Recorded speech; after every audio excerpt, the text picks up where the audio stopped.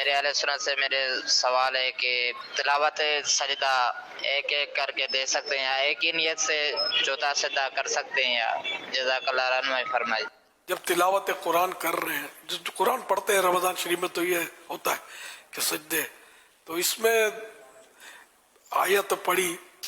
جب سجدے کی تو اس وقت تلاوت کر لے تو اچھا ہے، اگر نہیں کی تو بعد میں بھی کر لے تب بھی صحیح ہے، اور اگر پورا ختم قرآن کر لیا تو اب یہ کہ سارے سجدے کر لے تب بھی صحیح ہے۔ 14 سجدے ہیں قرآن کریم میں، 14 سجدے آخر میں بھی کیے جا سکتے ہیں، تو مجبوری نہ ہو تو فوراً سجدہ کر لیا جائے۔ اس کے لیے وضو بھی شرط ہے اور قبلے کی طرف منہ ہونا بھی شرط ہے، یہ بھی خیال رکھیے گا۔ مکروہ وقت میں یہ ہے کہ اگر اسی وقت پڑھا اور سجدہ تلاوت کیا ہے تو کرنا تو اگرچہ جائز ہے، لیکن بہتر یہ ہے کہ مؤخر کرے، دیر کر دے اس کے بعد۔ آزار میں سے یہی ہے، جیسے کوئی زبانی پڑھ رہا ہے اور اس وقت وضو نہیں ہے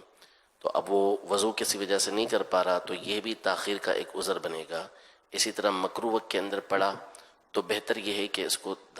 تاخیر کر دینے، دیر کر دے، اور جیسے مکروہ ختم ہو اس کے بعد پھر اس کو کر لے۔ لیکن اگر پہلے سے پڑھا ہوا تھا، جیسے عصر کے بعد سجدہ تلاوت پڑھا اور اتنی تاخیر کر دی کہ اب آخری وقت آ گیا، تو پھر کرنے کی اجازت نہیں ہے، اب یہ مکروہ وقت نکل جائے اس کے بعد پھر ادا کریں۔